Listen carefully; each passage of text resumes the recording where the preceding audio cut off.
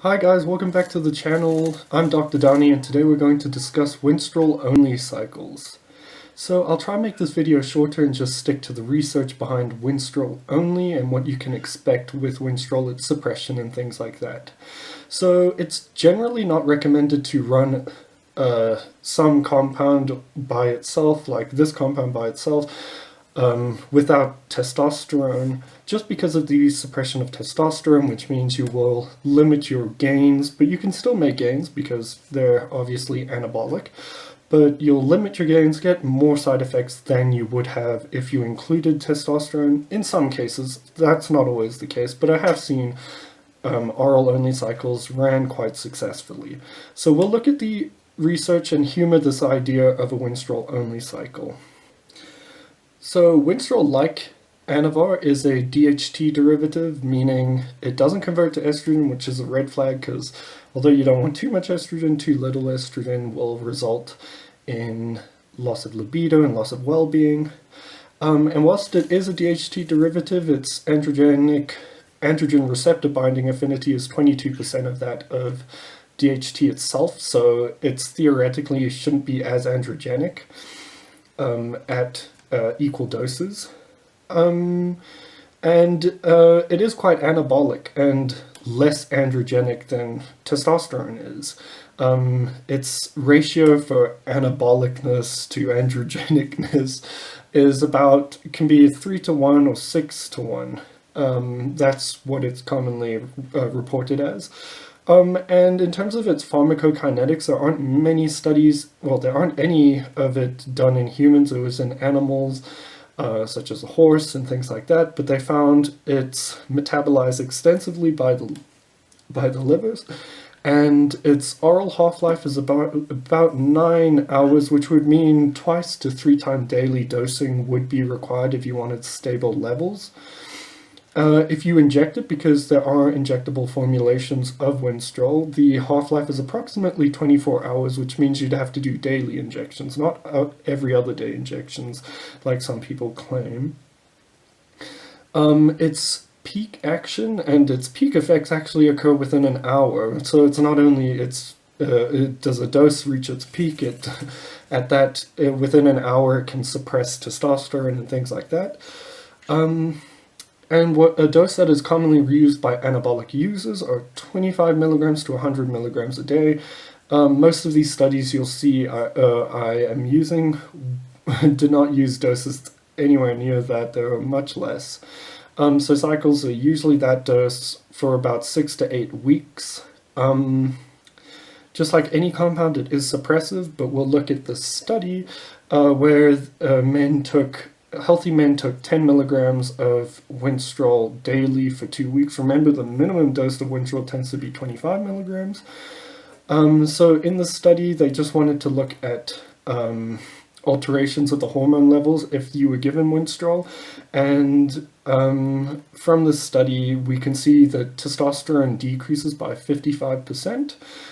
Free testosterone also decreases, and so did the FSH and LH, although they didn't decrease significantly, meaning whilst it did have an impact on the pituitary testicular axis, it wasn't as suppressive as, let's say, something like testosterone, but we'll see in another study where they compared the two how much more suppressive testosterone is. But there is suppression, as you can see, and if you see in the last column, 2 weeks after treatment or off treatment, they didn't PCT or anything, and their hormones rebounded quite quickly. But again, they only took the hormones for 2 weeks at a small dose, and it's usually your recovery depends on dose and duration, as they found with testosterone.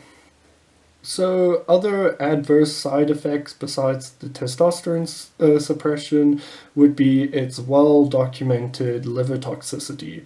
So remember if you've watched previous videos with Anavar and Anadrol, only a few studies displayed hepatotoxicity, and very few by that displayed hepatotoxicity at a therapeutic dose. And even in Anadrol, when they're using 50 to 150 milligrams daily, the hepatotoxicity was not that high, and that was cycle doses. However, with Winstrol, hepatotoxicity or liver toxicity was displayed at therapeutic doses. It seemed to be anything more than 4 milligrams started becoming hepatotoxic. So in this study, which is a randomized control trial, so it's quite good. However, it was done in unhealthy patients. So, but we'll just look at it in any case. So in this, 21 of the patients received oral Stanozolol, which is Winstrol, and they received 2 milligrams twice daily, so 4 milligrams daily. Remember, the dosing of Winstrol should be 2 to 3 times daily. And 23 patients received a placebo, and this was done for 6 months.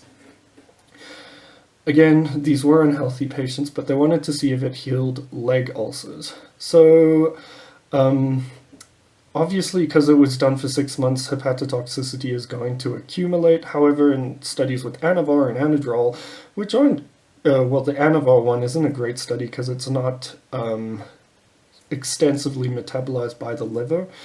There's in these long studies with anavar and anadrol, there seems to be less pronounced damage to the liver. However, if we look at these results, the AST, which is a liver enzyme, a transaminase, usually indicates if there's damage to the cells. It started to elevate after 2 weeks.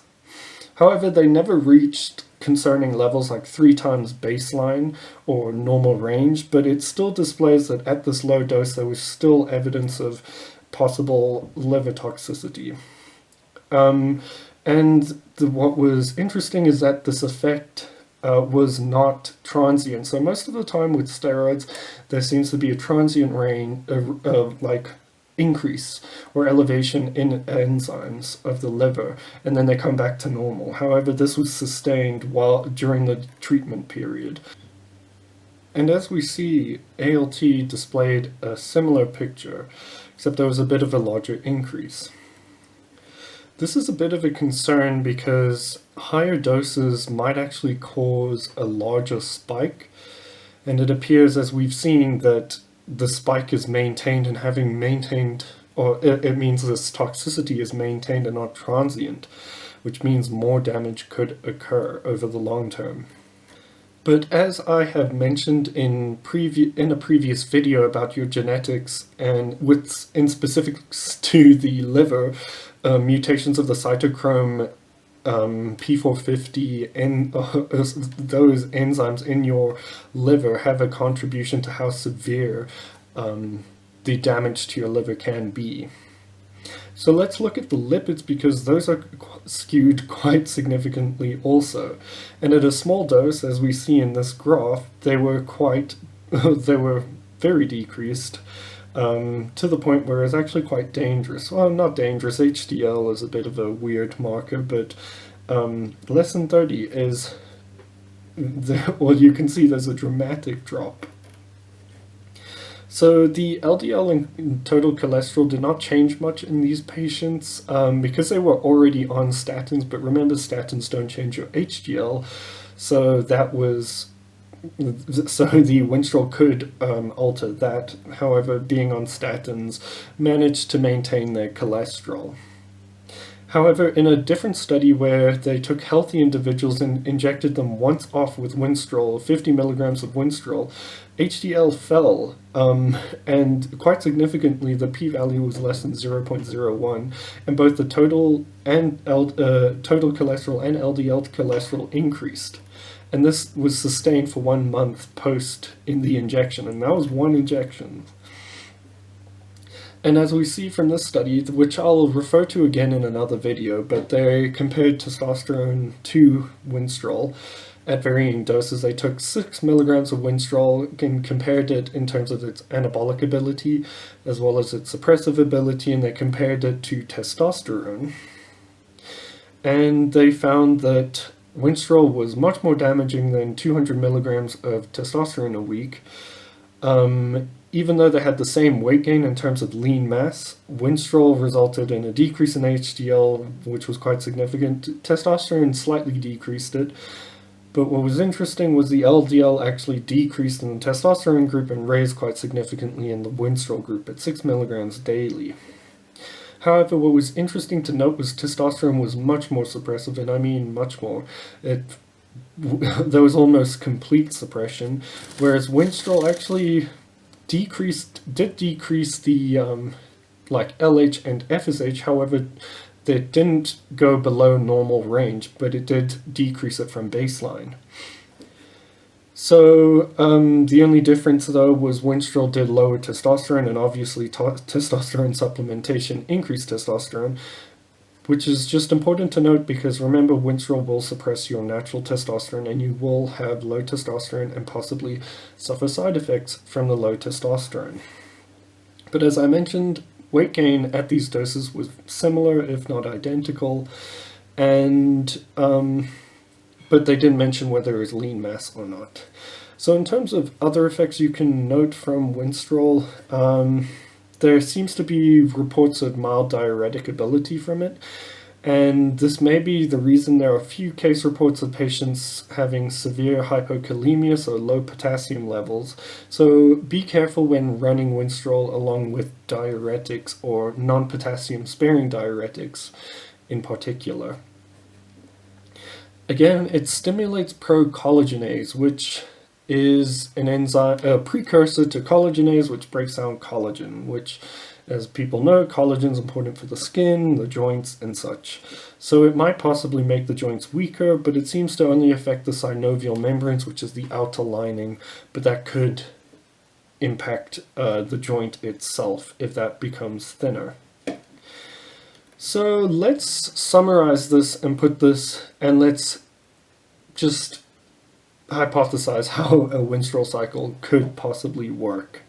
So as we've noted, it is suppressive at 6 milligrams a day, and however, it's not as suppressive as testosterone. It still maintained the gonadotropins, and that was over the duration of 6 weeks. But a higher dose might be more suppressive than 6 milligrams, and 10 milligrams, which was used in another study for 14 days, was also fairly suppressive. It decreased testosterone, both decreased testosterone, but the gonadotropins like FSH and LSH, FSH and LH were maintained. So this means that the results from the Winstrol itself might not be as large as if you were to pair it with testosterone, because you are losing testosterone when you're taking Winstrol, but Winstrol itself is anabolic. But at the same time, it was still anabolic, where after 6 weeks at 6 milligrams daily, 2.8 kilograms was gained. It wasn't, I'm not sure how much of it was kept and if it was lean mass, but that's what they noted. So again, in that study where they did it for 2 weeks, after 2 weeks of having used it for 2 weeks, they seem to recover fully. But again, that isn't a good indication because most cycles are longer than 2 weeks and doses that are higher are used, and we know that's directly related to the amount of suppression you receive. But at the same time, it's less suppressive than testosterone, so a PCT should be in place anyway, but you should expect to recover if you are young, if you are naive to anabolics. But I would not recommend this in young individuals. And again, it doesn't convert to estrogen and it suppresses testosterone, so you might experience both of those side effects, and you won't be able to pin whether that's due to the Winstrol itself or just the fact that you're suppressed. But again, as we went through these adverse effects of Winstrol, health is a major concern because of the way it skews your lipids and is quite liver toxic, which is one of the main reasons it shouldn't be used that often, or if at all. So we even displayed that at low doses it decreased HDL and raised liver enzymes. So therefore it would be pertinent to monitor your health whilst on a Winstrol cycle. So take liver support such as bile salts or something like that. But at the same time, a way to, in a fairly new study, well, not new, but interesting study in rats, to abate the cardiovascular concerns. And if you remember, I made a video about Winstrol and comparing it to smoking. It is very toxic to the cardiovascular system. They found that in rats, melatonin seemed to reduce the oxidative stress from Winstrol in the study, and that's important because Winstrol is very oxidative, so you'll need high levels of antioxidants, and melatonin seems to be quite a potent antioxidant. So when they use 0.59 milligrams per kg per day of Winstrol, they found that at 1.19 milligrams per kg of melatonin, that seemed to attenuate and decrease the cardiovascular side effects. But both of these doses, well, 0.59 is normal, but 1.19 milligrams per kg of melatonin is quite high, and I would not recommend that. But at the same time, it just proves that you need a potent antioxidant, perhaps taurine. But remember to manage your lipids, so through cardiovascular exercise, low intensity steady state, as well as watching what you're eating in your diet. Limit your saturated fat intake. Try keep your body fat percentage within a good range. Don't do a heavy bulk. It's rarely used for bulking, but at the same time, you don't want it to screw up your lipids. But overall, if you were to use Winstrol by itself, you would gain size, as noted in the study. Even at 6 milligrams a day, people gain size. But you will experience a bit of suppression. It's not as great as that of testosterone, but you must be aware of it and be sure to use a post-cycle therapy. Again, I don't recommend steroids, and I definitely do not recommend a Winstrol only cycle, but this is what to expect. So thank you for watching the video. I hope you enjoyed it. Let me know if you have any questions below, comment, subscribe, and I'll see you in the next video.